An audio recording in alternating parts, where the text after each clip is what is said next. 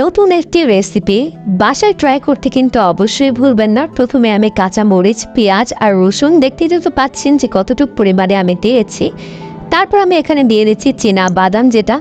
তারপর আমি এখানে দিয়ে দিচ্ছি তেল। হ্যাঁ, এক্স্যাক্টলি তেল।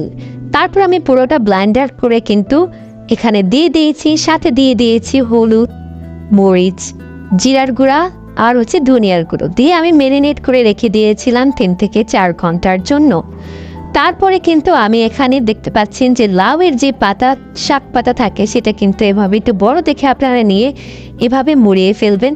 আর তারপরে আমি এখানে ভাজতে নিয়ে চলে যাচ্ছি। তারপরে কিন্তু দেখতে পাচ্ছেন আমি এখানে রেখে দিয়েছি, একেবারে লো ফ্লেমে দিয়ে তারপর ভাজতে হবে।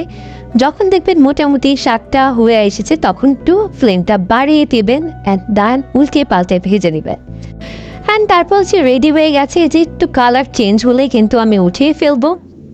এটা খেতে এত মজা, আপনারা বাসায় যদি ট্রাই না করেন তাহলে কিন্তু বুঝবেন না। এটা কিন্তু খেতে খুব মজা হয়েছিল।